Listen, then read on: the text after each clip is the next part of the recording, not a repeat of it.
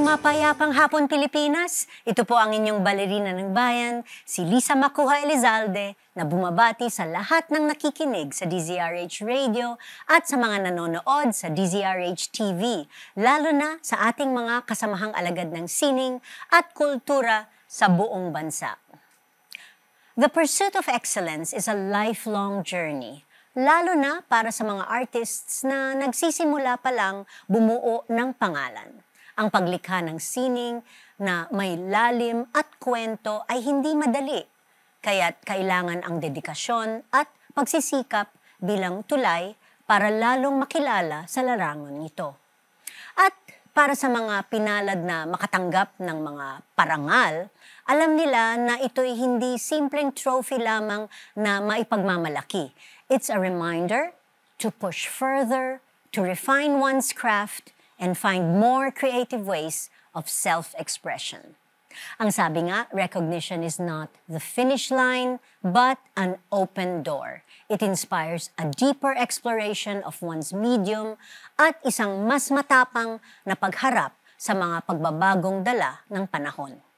Sa hapong ito, samahan ninyo kami sa kalahating oras ng masayang kwentuhan upang alamin ang artistic journey ng isa sa mga promising young talents na ginawaran ng CCP 13 Artists Award for 2024. Illustrator and printmaker, Henriel Baltasar Pagkaliwangan. Magbabalik po kami pagkatapos ng ilang paalala. Programang hatid ay sining at kulturang para sa lahat. Magbabalik ang Art to Art. Tinesting, sinuri, siniyasan. Ang resulta? Super effective ang Shield sa pagpatay ng bakterya at virus. Shield Antibacterial Soap. Believe ang mga eksperto sa Philippine Nurses Association. At si Mami. Tiwala ako sa Shield. Shield Antibacterial Soap. Napatunayang mabisa. Ang mga nurse, tiwala. ACS.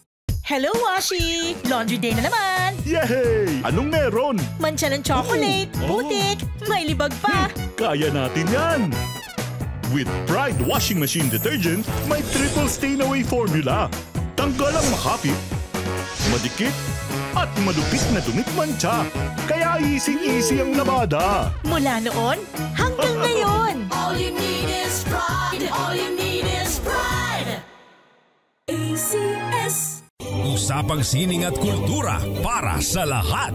Art to Art. Nandito pa rin tayo sa Art to Art at kasama natin sa hapong ito ang isa sa mga nakatanggap ng CCP 13 Artists Award for 2024, visual artist Henriel Baltasar Pagkaliwangan. Magandang hapon, Henriel. Magandang hapon din. And welcome to our program. Welcome to Art to Art. Thank you for inviting me. And congratulations, una sa lahat, for being named one of CCP's 13 Artists Awardees for 2024. It must have been a very exciting milestone for you. Yes, sobra. Okay. I mean, you're a very young artist. So, congratulations. Thank you. So, bata ka pa lang, alam mo na gusto mong maging isang visual artist? Parang nung bata ako, mahilig lang din talaga ako mag-drawing. Pero I didn't think of it na magiging career ko siya. Kasi, yun nga, parang may worries ka din kung magiging okay siya as a work. Or parang tinitingnan ko lang talaga siya as a hobby during that time. So parang pag tinatanong ako kung anong gusto ko maging paglaki, hindi ko sinasagot artist parang sinasabi ko teacher or doctor, yung mga usual sa mga bata. Ayun, hindi ko siya inisip talaga. So saan nanggaling yung pwede pala itong maging career? So, nung high school, pumasok ako sa Philippine High School for the Arts sa Makiling. So, nung time na yun, doon ako nagkaroon ng formal training talaga. And then, ano pa rin meron pa rin akong parang ayoko siyang gawing work. Pero parang hindi niya ako iniwanan Parang hindi ko siya, kahit na nung nagde-decide na ng mga course for college, nag-consider pa rin ako ng mas ibang stable na trabaho. But then, hindi ko siya mabitawan talaga. So, I applied for Bachelor of Fine Arts sa UP. So, doon na nagtuloy-tuloy kasi nagkaroon na ng formal training. And yun din, parang mas na-expose ka na dun sa scene, nakilala mo yung mga mentors, and ano sila, talagang trabaho nila and passion, pinagsasama nila. And na-inspire ako doon na possible palang i-pursue yung kung ano yung gusto ko and magsusurvive naman din. So, doon siya nanggaling. Okay. So, paano nagsimula ang interest mo sa natural history, illustration, at taxonomy? So, yung style na yon nanggaling siya sa college na ako noon. Kasi nung una kong naging training was painting. But then, everyone was painting kasi eh. So, parang nung bumabalik ako sa drawing, nung una kasi parang ang drawing, ang iniisip, parang foundation lang siya eh. Parang sketches on paper. So, parang I guess medyo may mga thinking ako before, na mali naman siya, na parang mababa ang drawing than painting. So, I aspired to be a painter nung college. But then, I guess kasi moving from Manila to Cavite, yung hometown ko is Cavite. Ang hirap magdala nung easels and paints. Mas handy kasi yung pen and paper. And I fell in love with it na parang meditative siya for me than painting. Kasi parang painting, I don't really know when to stop kasi you can pile on paint continuously. But then paper tells me to stop.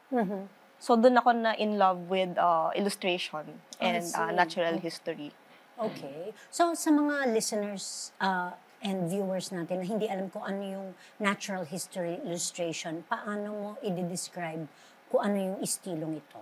Okay, so yung natural history, if familiar tayo with science books, so ito yung illustrations na very clear, yung mga organisms na ini-illustrate. Parang mas medium siya for educating and informing about scientific yung mga organisms and taxonomy. So, naging interested naman ako dito kasi nung time kasi na nag-iisip ako ng subject matter, yun yung parang umuusbong na talaga yung internet access. And I felt na parang bombarded ako with images and yung sa material culture din na parang ang dami-daming bagay na pwedeng i-paint. So, I think yung arranging them neatly on a composition, parang it helps me make sense of the stories of the objects kasi maayos silang naka-layout. So, ayun. Okay.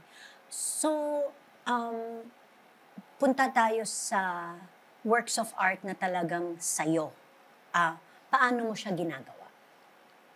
Yung process ko? Yes. So, usually I start, parang dalawang ways kasi yan. Either I think of a topic and then I look for objects that will fit dun sa topic na pinili ko and then tsaka ko siya i-drawing. So, I usually draw from life. I don't really like drawing from pictures if hindi ko nakita in person yung object. So, ayun.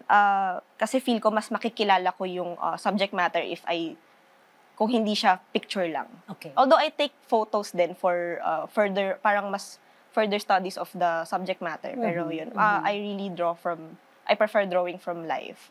So, ayun. So, yung isang way naman is, from a collection of objects, I let the subject matter inform kung ano yung gusto kong topic. So, if I see a collection of chairs, kunwari, so, dun ko iisipin kung ano ba yung magandang topic na pwedeng i-discuss about my work. So, kunwari, kasing simple ng chair, di ba? Yung chair, parang, ang definition niya is yung may legs, upuan, may sandalan. But then, personally, umuupo ka ba sa floor? Umuupo ka ba on pillows and cushions? So, may ganong extension kung mai-inform dun sa chosen topic ko. So, yun, from mundane things, pag inanalyze ko siya, parang ang dami pala niyang stories about us and about these objects. So, Okay. So, as a printmaker naman, kapag sinabing hand-pulled prints, ano naman yung ibig sabihin nito? Can you walk us through the process? Ano ang pinaka-challenging na parte sa paggawa nito? Okay, so yung printmaking, dinidifferentiate ko siya from digital prints. So hand-pulled prints are yung, nanggaling kasi yung history nito sa, yung old methods of producing books. So, manual yung dumadaan siya sa press na niro-roll by hand and then ini-ink din siya by hand. So, ang nangyari kasi parang nakita ng mga artist na, uy, pwedeng gawing art to. Kasi gano'n naman ng artist, di ba? Parang kung ano yung from practical uses, parang na-apply nila into art or nagagamit nila sa art. And then, dun siya nanggaling. And I became interested with printmaking since ang history nga niya is books, maps, and diagrams, and malapit siya dun sa interest ko with natural history illustrations. So, dun siya nanggaling. And at first, I just saw it as an extension of my illustration practice kasi I'm able to produce multiple copies of the same images. So, mas madaming nararating yung image with printmaking.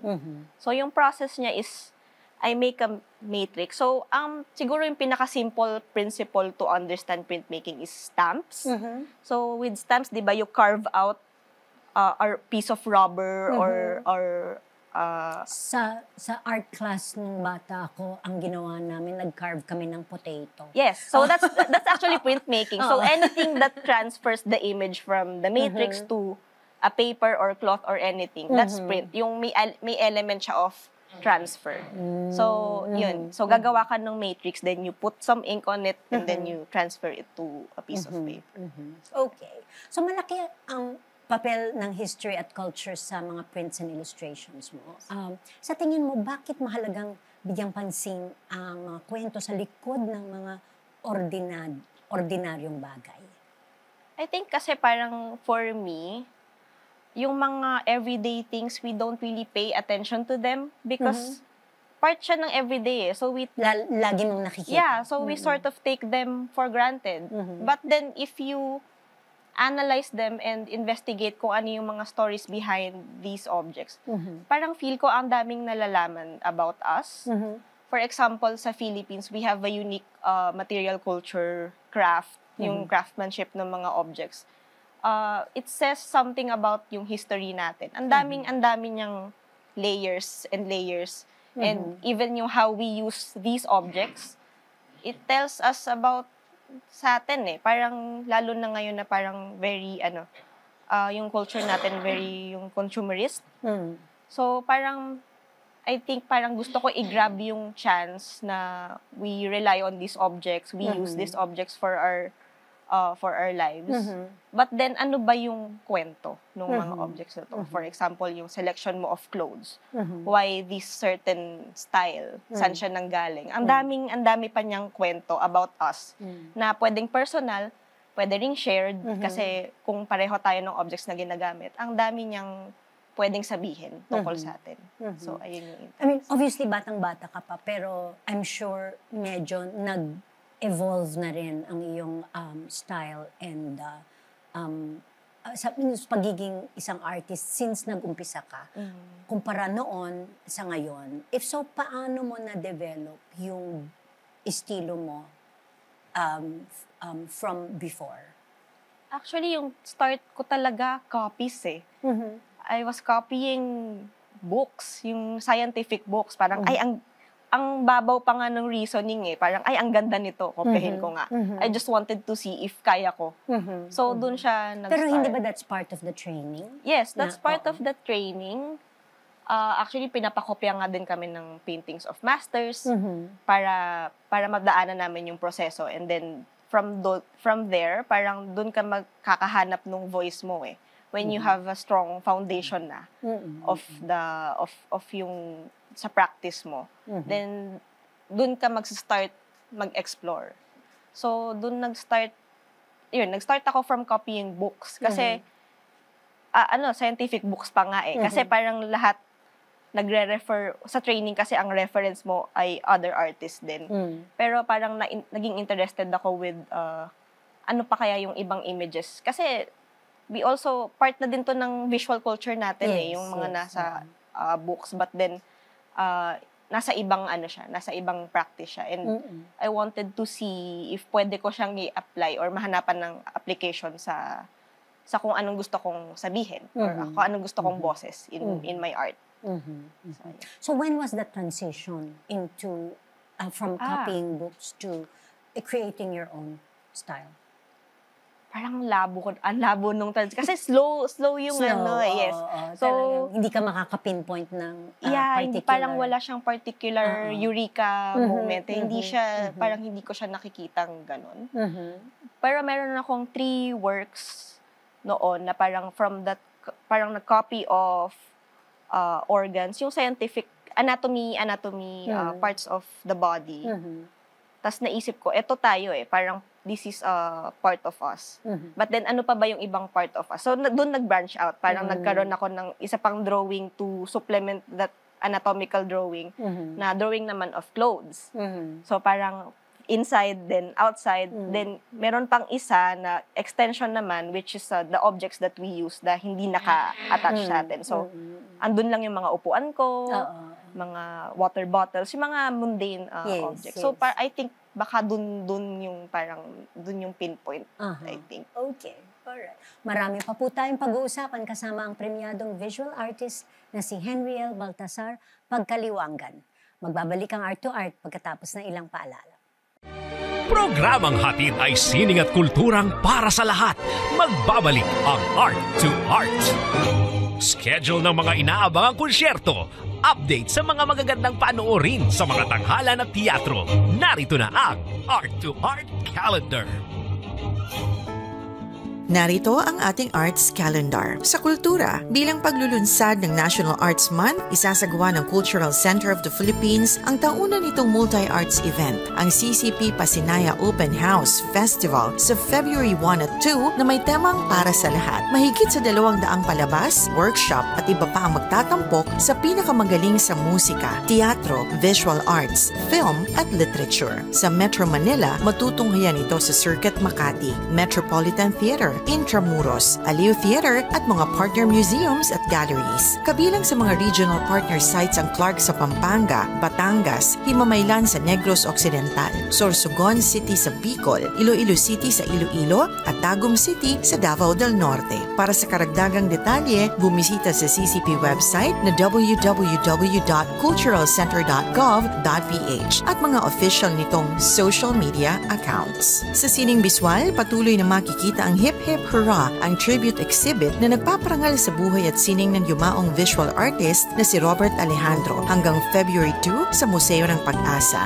Ipinapakita sa exhibit ang kanyang personal workspace, pati na ang kanyang mga katha, mga memorabilia at aklat na naglalaman ng kanyang mga obra, mga advocacies na kanyang sinuportahan at pati na rin ang mga guhit ng kapwa alagad ng sining bilang pasasalamat sa kanya. Ang Museo ng Pag-asa ay matatagpuan sa 84 Cordillera Street, Santa Mesa Heights, Quezon City. Bukas ito mula Miyerkules hanggang Linggo, alas 10 ng umaga hanggang alas 7 ng gabi. Sa musika, magtatanghal ang guitar quartet na Grupo Abecedario na isang concert sa February 1, alas 4 ng hapon sa Kaiserberg Recital Hall na matatagpuan sa 56 Doña Hamady Street, Barangay Mariana, New Manila, Quezon City. Ang quartet ay binubuo ni na Agong Sikam, Beatriz Sena, Charles Magno at Dakila de Leon. Kasama nila sa palabas ang kanilang mentor, ang classical guitarist na si Dr. Ivar Nicolas Fojas. Kabilang sa mga tutugtugin ang mga komposisyon ni na Sergio Asad, Paolo Bellinati, Santiago Suarez, Hernani Cuenco at Stephen Funk Pearson. Para sa karagdagang detalye, mag-message sa Facebook page ng Sounds Cradle Incorporated.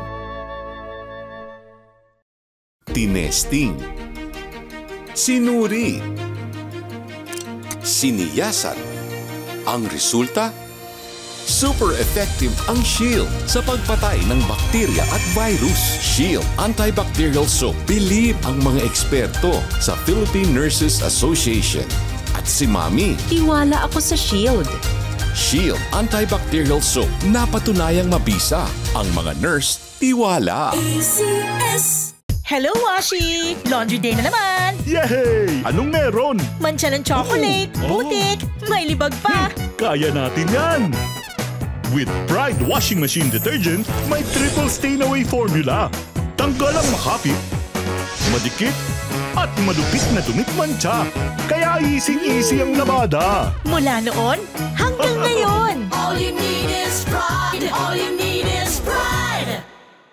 ACS. Usapang sining at kultura para sa lahat. Art to Art.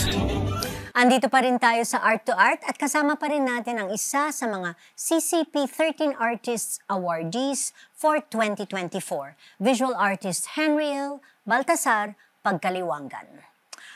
Henriel, bago ka napabilang sa 13 Artists Awardees, nanalo ka rin ng isa pang competition, right? Kung saan kabilang sa premyo ang isang residency program sa Florence, Italy. Ano ang pinaka-memorable life lessons na natutunan mo doon?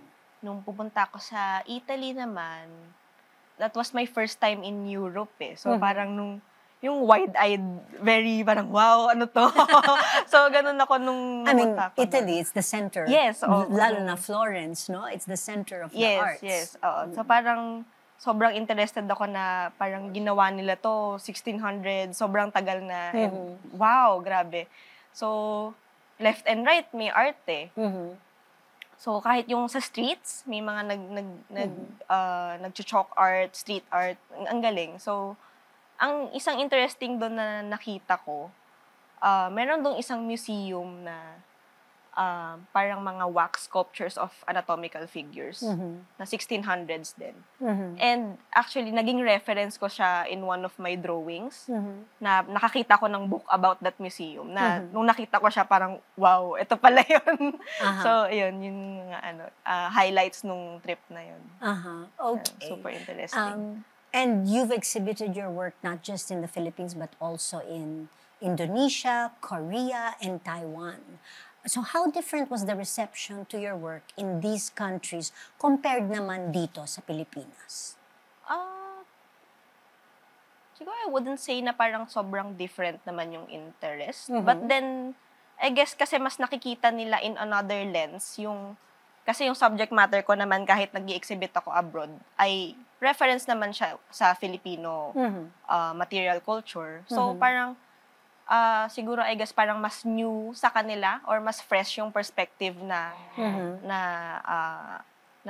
i-input nila or when I make conversations with them about the work, meron silang mga natatanong na ay, hindi ko naisip yun kasi yun nga, part of our everyday. So, yun, may mga ganun lang na instances. So, nung may isang part na parang nag-exhibit ako ng items from ancestral homes. So, syempre, wala sila nung mga ganong items. But then, ito ay items na familiar sa atin. So, they asked about the history of these objects, the story, ganun.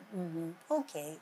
So, bilang recipient ng CCP 13 Artists Award, ano yung naramdaman mo nung nalaman mo na napili ka? Well, yung una, parang may shock pa eh. Parang hindi pa siya nag-sink in agad. So, parang, kasi sinabi siya sa amin through email first. Okay. So, parang... Teka muna, let's talk about the 13 Artists Award. So, do you submit an award for judging by a jury at kaya ka napili? Or nagkaroon ka ng exhibit, dumating ang jury? Ano yung proseso ng pagsali sa para maging isang 13 Artists Awardee? So, ang process niya, so it happens every 3 years. And it's for artists na 40 years old and below. So talagang for young artists. So, ang nangyayari dyan, you wait for someone to nominate you actually. So, you don't apply for it. Okay. So, parang kailangan may magno-nominate sa'yo. And then, you just wait for them to tell you that you're nominated, and that's when you present them your portfolio. And from the portfolios, they choose, para may panel process siya. So, ayun yung nangyayari with 13 artists. Then you just, after submitting the portfolio, parang magdadasal ka na lang kung, or sometimes we forget about it kasi ang haba nung process with the selection. Okay. So, it takes them months to confirm the awardees. So, nakita mo yung email informing you na kailangan mo mag-submit ng portfolio. Yes. Ano yung naramdaman mo pag yung gagawin mo yung portfolio mo, isasubmit mo? Ano yung naramdaman mo doon? Yung nomination po, hindi ko siya first time. So, na-nominate ako before but hindi ako pinalad na makapasok dun sa selection. Okay. So, nung na-receive ko siya ulit, parang mas relax na ako nung time na yun eh. I just enjoyed the process of compiling the works that I think represent my practice. So, parang memory lane din na, ito yung old work ko, ilalagay ko siya dito. So, na-enjoy ko lang yung process of compiling. Kasi parang getting to know yourself ulit siya eh. So, yun lang. Hindi na ako na kinabahan or na pressure. I think parang inisip ko na lang na kung para sa akin, para sa akin. If hindi, okay lang. Okay. Alright. Tapos, natanggap mo yung award. Ayun. So, shock first. After the shock, anong naramdaman mo? I guess may konting pressure, I think. Kasi parang after the shock, syempre, celebration, and then may pressure. Kasi I think, to be awarded, kailangan mas maging responsible ka na with the images that you produce. Kasi, ano na siya eh, parang hindi ka na lang gumagawa on a whim. So, parang kailangan maging responsible ka na kasi meron ng mas bigger na yung audience, mas may tumitingin na nung work mo. Hindi na pwede yung kung ano lang yung gusto kong ilabas. You have to be responsible with the information that you want to say or voice out. And sa tingin mo ba, magbabago ang career mo bilang artist because of this award? Gusto kong sabihin na hindi. Gusto kong sabihin na tuloy-tuloy lang dapat with your practice regardless if may validation ka from an award or wala. Pero parang aminin na rin na parang yes, magbabago din siya. Like yun nga sinabi ko na mas may hindi na good pressure naman siya. Good pressure kasi naman nga mas siya. malawak na yung audience mo. So yung mga ganong changes. Sa ngayon, nagtuturo ka ng printmaking? While pursuing your master's degree. Yes po. Paano mo nababalanse ang oras mo sa pagtuturo, pag-aaral, at paggawa ng sarili mong art? So ngayon po, teaching assistant ako assistant pa lang, sa UP College of Fine Arts. So I assist in teaching the printmaking process. And yun nga, on the side, nag-aaral din ako ng master's ko. I'm pursuing my master's degree in fine arts. And then yung own practice ko pa. So, nung una din, nahirapan ako mag-balance. Kasi iba-ibang demand siya eh. Iba-iba yung dinedemand niya from me na energy. And I found it hard to shift between the phases ko nung self. Unlike before na nagpa-practice lang ako, yun lang yung focus. So, paano ko siya nababalance? I guess kailangan lang kasi. So parang kung may oras, isingit, ganyan. So pero I think hindi siya bad thing kasi parang nagkaroon ako ng phase na I felt stuck in an artist block. So ang hirap kasi ng pag mag-isa ka lang gumagawa eh. You really need the community. You really need others na para tuloy-tuloy yung conversation mo. Kasi pwedeng may nakikita ka na hindi nila nakikita or nakikita nila sa art mo na hindi mo pala, parang nare-realize mo lang kasi may ibang tumitingin and nakakausap about it. So Henriel, in your own opinion, mahalaga ba para sa isang artist na magkaroon ng formal training in art? Siguro sa akin, I think nakakatulong siya. Pero hindi siya requirement.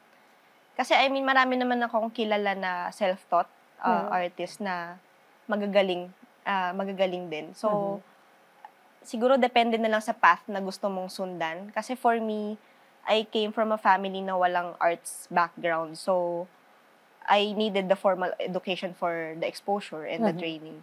So, I think pwede namang walang formal education. But I think kailangan ng community. Kasi tulad sa akin, parang product lang naman ako din ng mentors ko, ng peers ko. Sila yung mga nakakabatuhan ko ng ideas and nung sa works. So, I think kung mag-isa lang ako, hindi siya possible. Kasi ang dami kong natututunan sa mga colleagues ko na may mga nakikita sila na hindi ko pala napapansin or vice versa. So, yung exchange, yun yung nakakatulong dun sa growth ko as an artist. So, ayun, I think hindi kailangan ng formal education but community really would help you pursue yung kung ano yung gusto mo. Totoo. Sabi nga nila, it takes a village, no? Okay. Sa dami ng mga bagong artists ngayon, paano mo natutulungan ang sarili mong manatiling unique? Anong advice na maibibigay mo rin sa mga artist na gustong tumindig at maging kakaiba? I think kasi lahat naman unique. Lahat may sariling boses. So, ang advice ko, I guess, is to be authentic kung ano yung totoo sa sarili mo. Kasi if pilitin mo yung sarili mo maging original, mahirap na yun kasi hindi ako naniniwala na may original pa ngayon. Kasi ang dami nandyan. Lahat parang derivative na siya of dun sa mga nauna sa'yo. We're just standing on the shoulders of those who came before us. So, hindi mo kailangan maging original kasi parang alamin mo lang kung saan ka nanggagaling, ano yung story mo, ano yung gusto mong sabihin, and be authentic. So, yun. Okay. Maraming salamat sa pagdalaw mo sa aming programa. Thank you, Del. Once again, congratulations on being awarded one of the CCP's 13 Artists Awards, and we wish you more success at sana tuloy-tuloy na ang paglago at mag-angat mo bilang isang alagad ng sining. Thank you. Hanggang sa susunod na linggo, samahan ninyo kami ulit dito sa Art to Art, kung saan ang usapang sining at kultura ay para sa lahat.